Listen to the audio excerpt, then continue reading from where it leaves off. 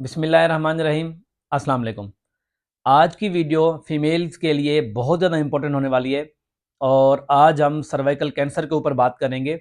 Cervical cancer को बच्चेदानी के मुंह का कैंसर भी कहते हैं और जनवरी का महीना दुनिया भर में सर्वाइकल कैंसर अवेयरनेस के तौर पर मनाया जाता है। और अगर सर्वाइकल कैंसर की बात करें, सर्वाइकल कैंसर ख़वातीन में ब्रेस्ट कैंसर के बाद दूसरा सबसे ज़्यादा पाया जाने वाला कैंसर है और ये 15 साल से 45 साल की उम्र की ख़वातीन में हो सकता है। पाकिस्तान में तकरीबन 5000 से 6000 ख़वातीन इसका शिकार होती हैं सालाना तौर पर और इसमें तकरीबन 3000 ख़वातीन अपनी ज़िंदगी खो देती हैं, जबकि ये कैंसर 100% प्रिवेंटेबल और क्योरेबल है। सर्वाइकल कैंसर के रिस्क फैक्टर की बात करते हैं, यानी वो कौन सी ख़वातीन हैं जिसको ये हो सकता है। सबसे पहले रिस्क फैक्टर एक वायरस है जिसको ह्यूमन पेपिलोमा वायरस बोलते हैं और अगर ऐसी ख़वातीन का टेस्ट किया जाए तो उसमें ह्यूमन पेपिलोमा वायरस पाया जाता है।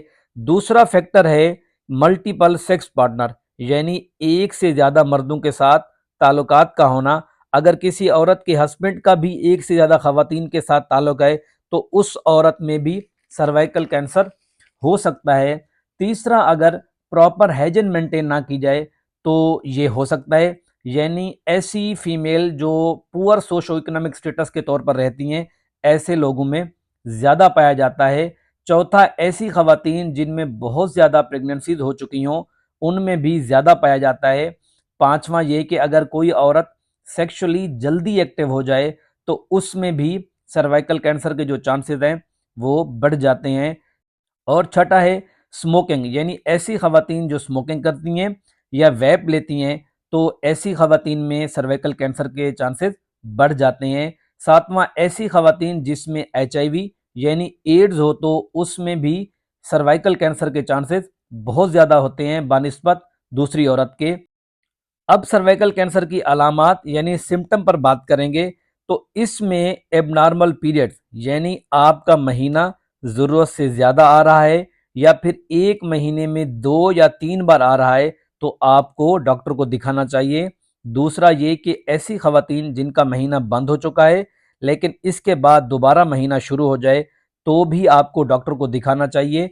और तीसरा, अगर महीने के दौरान ज़्यादा स्मेल हो या बदबूदार पानी का निकलना भी अलामात में शामिल है। और चौथे नंबर के ऊपर पेशाब करते वक्त खून का आना या पेशाब के दौरान आपको दर्द का महसूस होना। पांचवें नंबर के ऊपर जो सबसे ज़्यादा ये है कि सेक्स के दौरान ज़्यादा तकलीफ या दर्द का होना और खून का बार बार आना।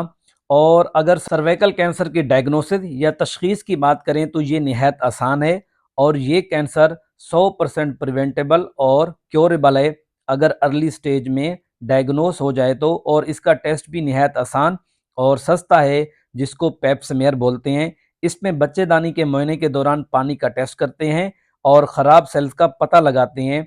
और दूसरा कोलोस्कोपी टेस्ट है।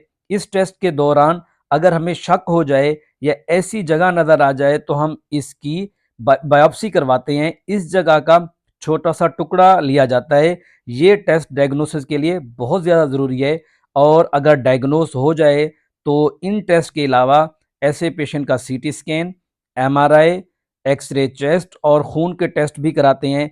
कभी कभार हमें पखाने और पेशाब की नाली के टेस्ट भी कराने पड़ते हैं। ये सब इसलिए ज़रूरी है क्योंकि अगर हम सर्वाइकल कैंसर को डायग्नोस करते हैं तो उसका इलाज तब ही मुमकिन है जब हम इसकी स्टेजिंग करेंगे। और यहाँ पर स्टेजिंग को समझ लेते हैं। बच्चेदानी के कैंसर की 4 स्टेज होती हैं जिसको स्टेज 1, स्टेज 2, स्टेज 3 और स्टेज 4 या फाइनल स्टेज बोलते हैं। और पहली स्टेज जो होती है इसमें कैंसर सिर्फ बच्चादानी तक ही महदूद रहता है और दूसरी स्टेज में बच्चादानी तक महदूद होने के साथ साथ अपने आसपास की जगह को भी पकड़ने लगता है लेकिन पूरी तरह से उन्हें पकड़ा हुआ नहीं होता। और तीसरी स्टेज में कैंसर उसके आसपास की दीवारों को पूरी तरह पकड़ चुका होता है और मसाने या पखाने वाली जगह भी जाना शुरू कर चुका होता है। और फोर्थ स्टेज के ऊपर बात की जाए जिसको हम फाइनल स्टेज भी बोलते हैं, इसमें कैंसर अपनी जगह को छोड़कर दूसरी जगह पर भी फैलना शुरू हो चुका होता है। یہ سٹیجنگ اس لیے ضروری ہے کیونکہ ہر سٹیج کا علاج بھی الگ ہے اور یہ سٹیج اسی کے مریض کی پروگنوسس کے بارے میں بھی بتاتی ہے۔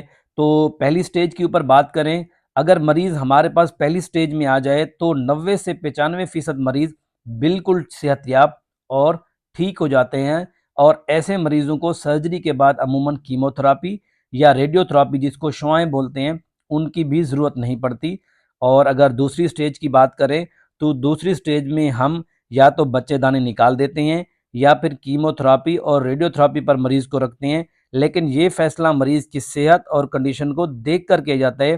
ان دونوں میں سے کوئی ایک آپشن لیا جاتا ہے اور دونوں کے ریزلٹ سیم ہی ہوتے ہیں۔ تیسری سٹیج میں آپ کے پاس جو آپشن رہ جاتا ہے وہ ہے ٹیکے کا لگوانا یا ریڈیشن کا آپشن رہ جاتا ہے۔ ایسے مریضوں میں سے 100 میں سے تقریباً 60 سے 65 مریض ایسے ہوتے ہیں جو بالکل ٹھیک ہو جاتے ہیں اور صحت یاب ہو جاتے ہیں اور ان کو دوبارہ سرویکل کینسر ہونے کا خطرہ نہیں رہتا۔ اور چوتھی یا فائنل سٹیج عموماً ہم ایسے مریضوں کو علامات کو دیکھتے ہوئے علاج کرتے ہیں اور اس کو درد تکلیف سے بچانے کے لیے ہی ہم کام کر سکتے ہیں، لیکن بیماری کو پوری طرح سے ہم ختم نہیں کر سکتے، لیکن ہم پیشنٹ کو پین فری یا اس کا درد اور تکلیف ختم کر سکتے ہیں۔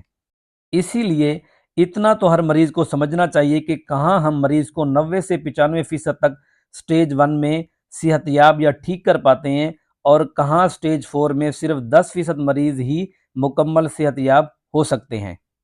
اسی لیے ضروری ہے کہ ہم اس بیماری کو سیریس لیں، اور اگر ہمیں کوئی مسئلہ ہے تو ہم اپنے گھر والوں کے ساتھ یا ڈاکٹروں کے ساتھ بغیر کسی شرمائے ہوئے ڈسکس کریں اور ڈاکٹروں کے پاس جائیں۔ اسی لیے جنوری کے مہینے کو سروائکل کینسر کے اویئرنیس کے طور پر دنیا بھر میں منایا جاتا ہے۔ اگر ویڈیو پسند آئی تو اس کو لائک کریں، کمنٹس کریں، شیئر کریں اور میرا یوٹیوب چینل سبسکرائب کریں۔ ملتے ہیں اگلی ویڈیو میں۔ اللہ حافظ۔